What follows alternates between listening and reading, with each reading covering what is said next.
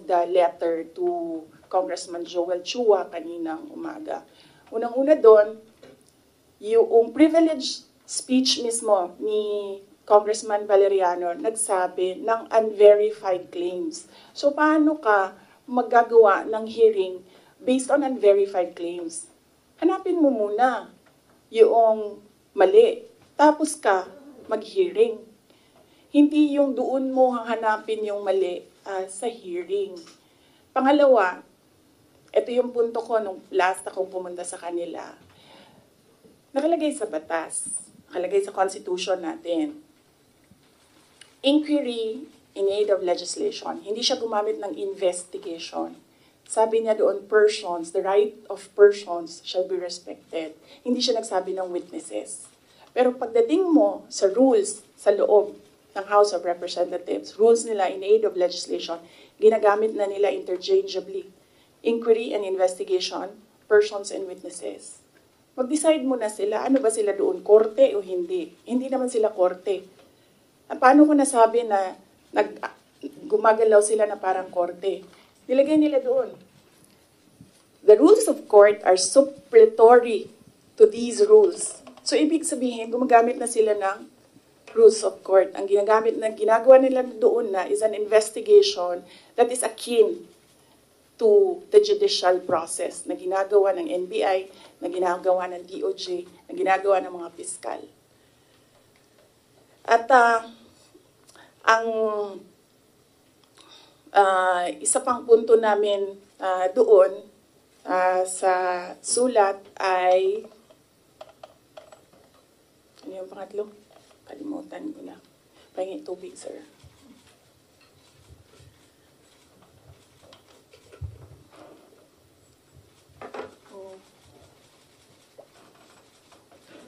Okay.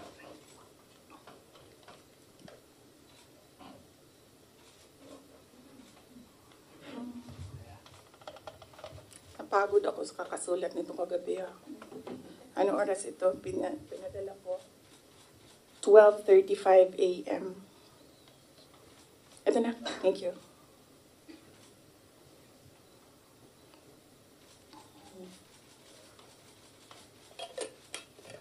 Yeah. Ito yung isang punto ko dyan. Nakalagay doon sa Constitution.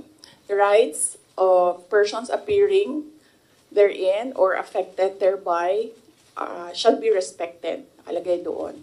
So, ibig sabihin, dahil in aid of legislation lang ito at hindi naman ito prosecution or investigation, ibig sabihin, pwede humindi ang tao. Diba? Kasi, ayaw ko sumali sa pag-craft ng legislation nyo. Bakit nyo ako pipilitin? Di maghanap kayo ng ibang resource person.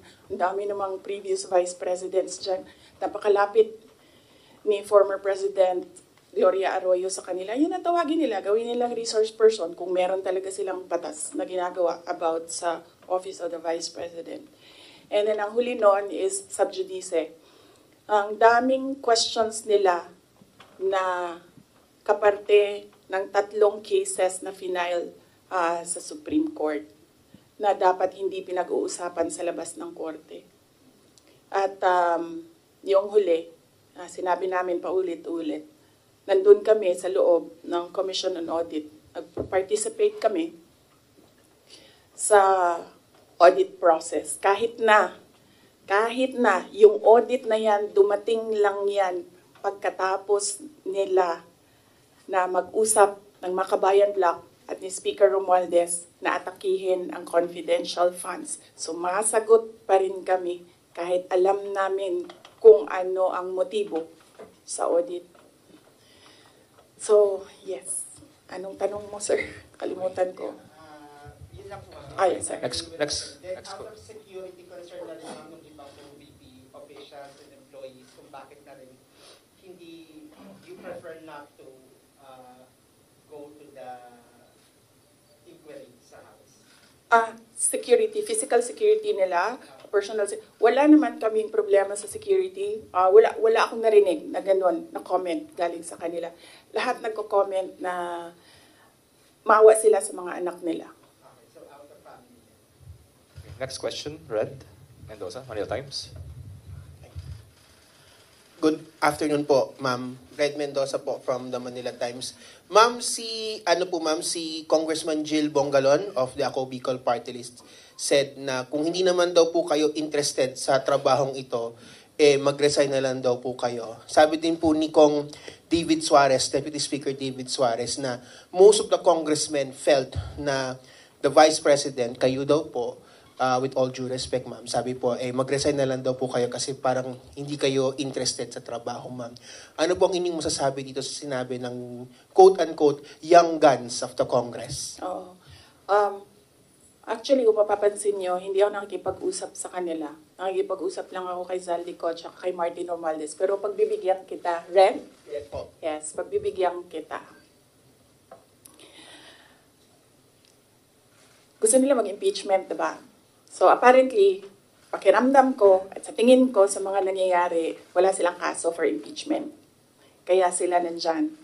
Kaya sila sige hanap ng kung ano ang gagamitin nila. Ngayon, ang track ni Franz Castro, ni Trillanes, is impeachment. Gumawa sila ng isa pang track na resignation. Parang papalabas nila, impeach ka namin for wrongdoing, whatever. And then, itong isang grupo na ito, umalis ka dyan. Kasi kapag hindi ka umalis, kapit tuko ka. Pero, hindi naman kasi ako sasagot sa young guns. Dahil, kailangan ko sumagot sa 32 million na bumoto sa akin. Hindi sa isa or dalawa na tao. Kaya, hindi ako aalis dito. Dahil nilagay ako ng mga tao dito, believing that I will work for the country. And that is what we did. We worked. Follow-up lang po, ma'am. Kasi pakiramdam daw po nila, ma'am, meron daw pong mga section ng 32 million ang nawalan na po ng tiwala sa inyo. And specifically po, from the Marcos loyalists who voted you po with the tandem of your ex-friend, President Bongbong Marcos. Ano pong inyong pakiramdam po, ma'am, na parang yung iba po sinasabi ay quote-unquote nabudol dahil sa inyong tandem, ma'am? Hindi ko nasasagutin yan. That needs a sit down. Next. Next question. Ms. Giselle. Okay. GMA News Online. Good afternoon, ma'am. Regarding your Calagos trip po, ma'am, can you give any clarification regarding this? Kasi may mga nagsasabi daw po na during or before no House plenary deliberations, nag-beach trip daw po kayo. Doon ako sa Calaguas. Isasagot ko nga sana yun doon sa isang question, no?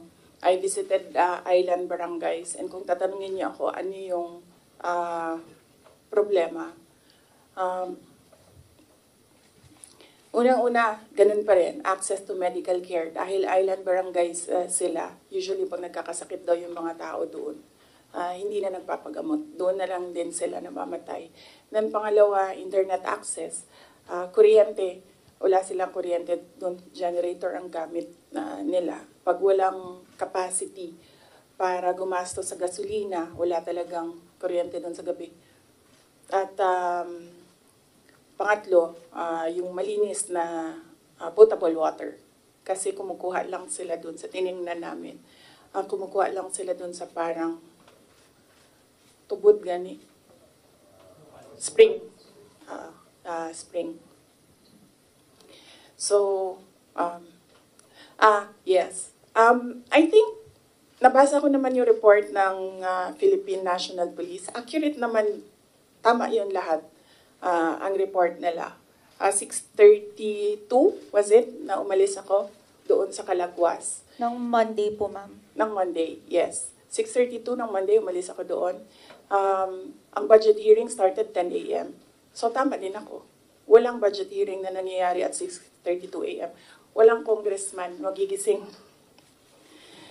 ng 6:32 a.m.